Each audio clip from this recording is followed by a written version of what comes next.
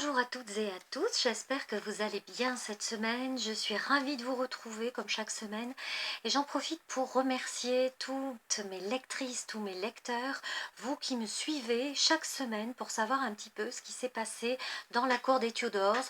Je vous retrouve aussi au quotidien sur ma page Facebook Les Chroniques de l'Histoire par Sandra, où j'ai vraiment à cœur de partager des éléments historiques sur l'histoire de l'art, sur la littérature, de belles photos, des belles citations, enfin de quoi aller bien vraiment tous les jours.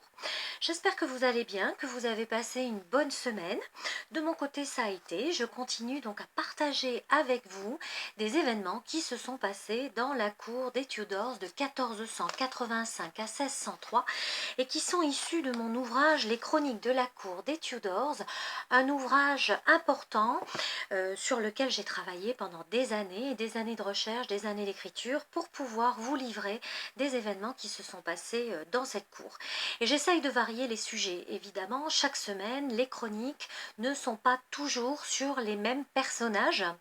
Nous passons de l'époque d'Henri VII à Henri VIII, à Édouard VI, ensuite à la reine Marie Ier et ensuite au règne de la reine Élisabeth Ier, la deuxième fille d'Henri VIII.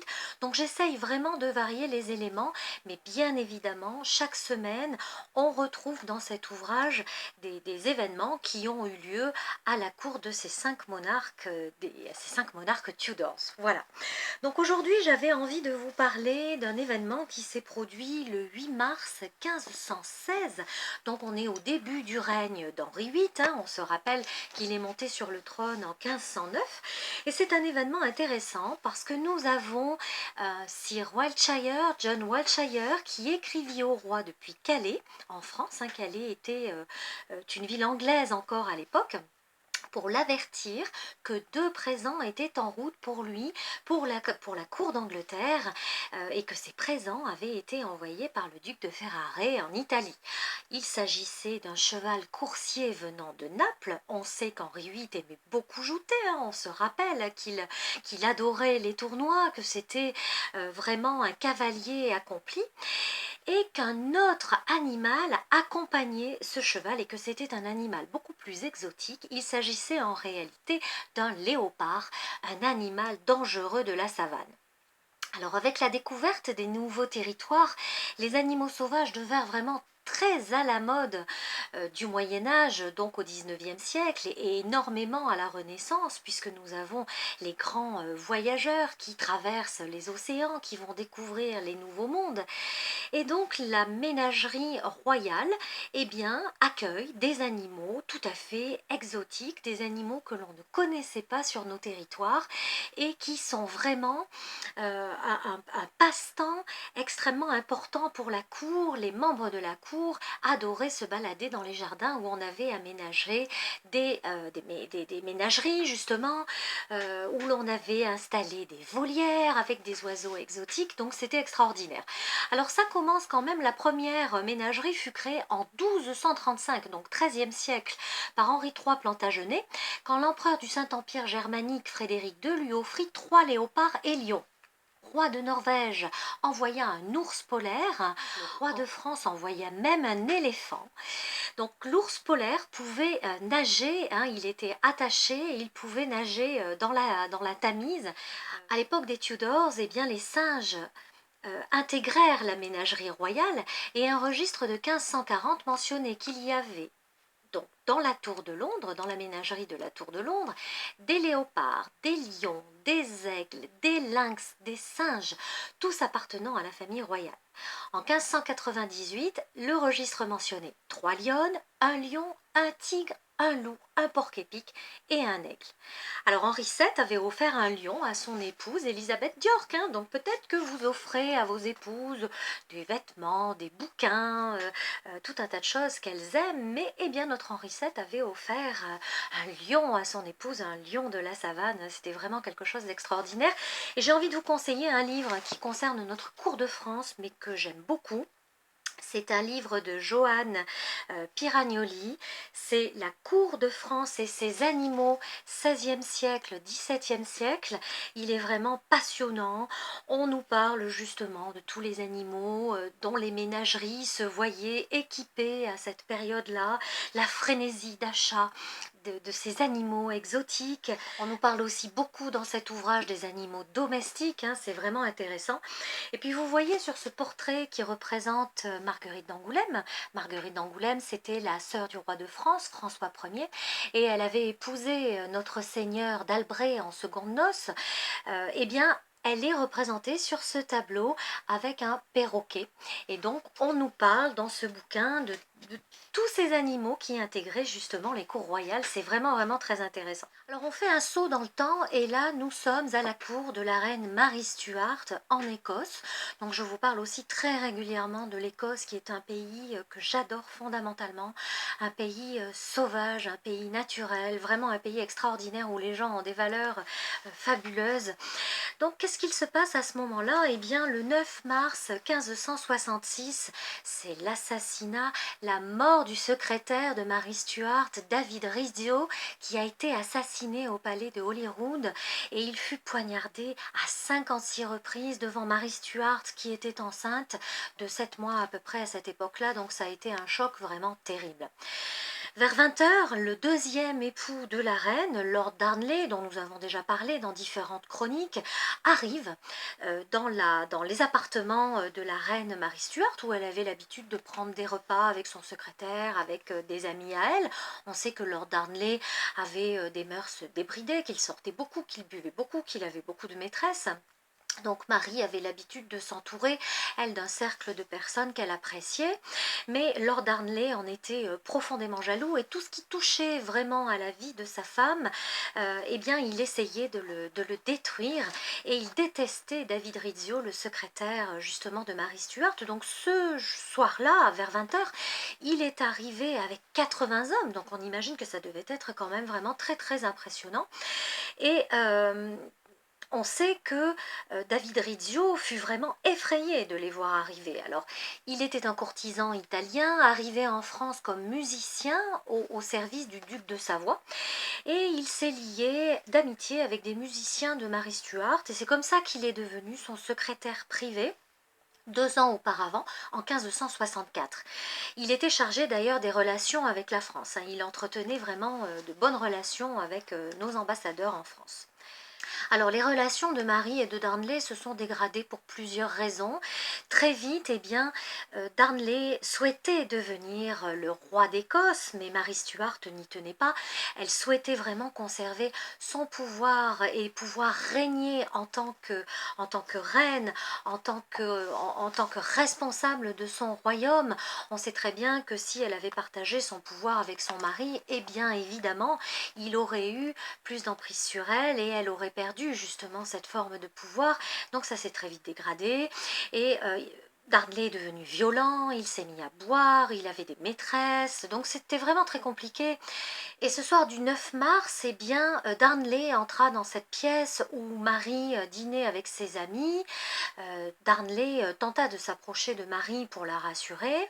Lord Ruthven demanda à ce que Rizzio leur soit livré, de façon à ce qu'il n'y ait pas d'histoire, parce que selon eux, eh bien, Rizzio avait offensé la reine, mais Marie confirma vraiment le contraire. Donc Rizzio se cacha derrière la reine pour pouvoir être protégé, mais une arme était pointée sur elle et vraiment la contraignait à se pousser pour laisser passer son secrétaire, poignardé par les hommes de Darnley. Après cela, il fut jeté au bas de l'escalier et dépouillé de ses bijoux et de ses vêtements. Et il fut enterré 2 heures plus tard dans le cimetière de Holyrood. Donc il semble évident qu'après cet épisode-là, Marie Stuart n'a absolument jamais pu pardonner cet acte à son mari Lord Darnley. Leurs relations ont continué à se dégrader considérablement. Elle était enceinte, elle accoucha de son fils. Cela ne les a pas rapprochés, bien au contraire. Marie Stuart avait rencontré déjà depuis quelques années Lord Boswell, celui qui allait devenir son troisième mari, et on sait que Darnley a été assassiné, je vous en ai parlé dans une chronique précédente.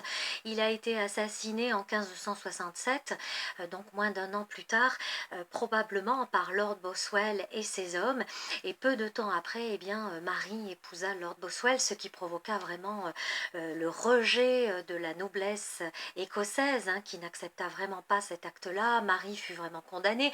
Elle a donc, après une bataille, fui son royaume, l'Écosse. Elle est allée en Angleterre, pensant être protégée par sa cousine, lui demandant vraiment de la soutenir. Et c'est ce qui aurait dû se passer, mais Marie Stuart avait commis dans sa vie plusieurs erreurs. Lorsqu'elle était encore à la cour de France, elle avait apposé en fait le sceau royal de l'Angleterre sur ses armoiries, se disant reine d'Écosse, reine de France, qu'elle a été, en ayant épousé François II, le fils aîné de Catherine de Médicis et d'Henri II, et puis également reine d'Angleterre. Donc c'est une chose que n'avait pas du tout appréciée sa cousine Élisabeth, on peut la comprendre. Mais il est vrai qu'en tant que reine, elle allait rencontrer sa cousine, une autre reine, en espérant qu'elle serait aidée pour reprendre son trône d'Écosse et puis pour pouvoir être aidée et mater en fait cette rébellion de la noblesse écossaise. Mais ça ne s'est pas passé comme ça, puisque justement, se méfiant d'elle, Élisabeth l'a gardée sous surveillance, et de surveillance, Marie Stuart est restée prisonnière en fait pendant 19 ans en Angleterre. Un autre événement, un événement en date du 12 mars 1539 cette fois, la mort de Thomas Boleyn, le père d'Anne Boleyn, comte de Wiltshire et d'Ormond.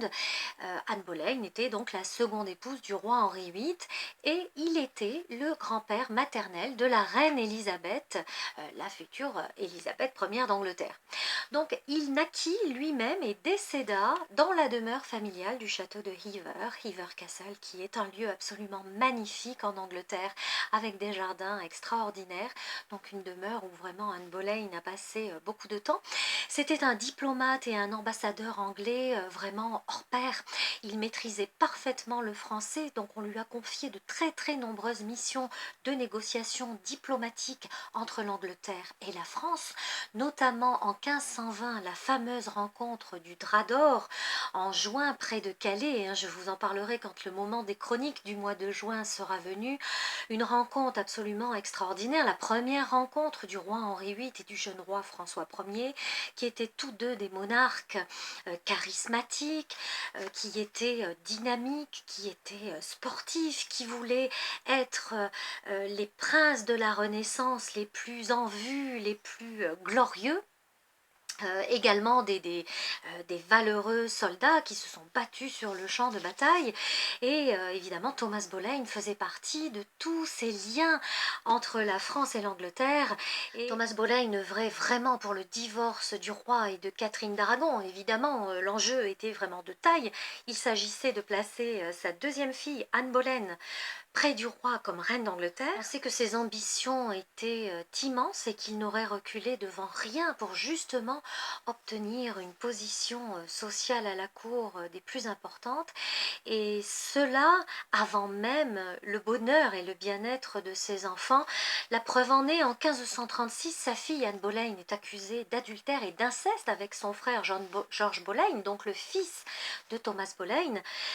Et Thomas Boleyn, en tant que père, n'a strictement rien fait. Il n'a pas levé le petit doigt pour essayer de défendre ses enfants. Au contraire, il les a même accusés, il les a complètement rejetés. Donc on peut vraiment se demander quels étaient les sentiments d'Anne et de George Boleyn, de voir leur père si haut placé, ne rien faire pour les aider, ne pas aller voir le roi, ne pas essayer de les défendre, ne pas essayer par d'autres moyens de prouver qu'ils étaient innocents. Il y avait à ce moment-là d'autres factions qui étaient extrêmement importantes à la cour, notamment la faction des Seymour, puisqu'on sait que Jane Seymour devint la troisième épouse du roi Henri VIII, mais c'est quand même surprenant pour nous à notre époque de se dire que c'est un homme qui avait tout sauf le nom et le rôle de père, et c'est vraiment un homme qui est resté dans la postérité, dans l'histoire, comme étant quelqu'un de froid, implacable, d'extrêmement ambitieux, et de ne de ne penser qu'à lui.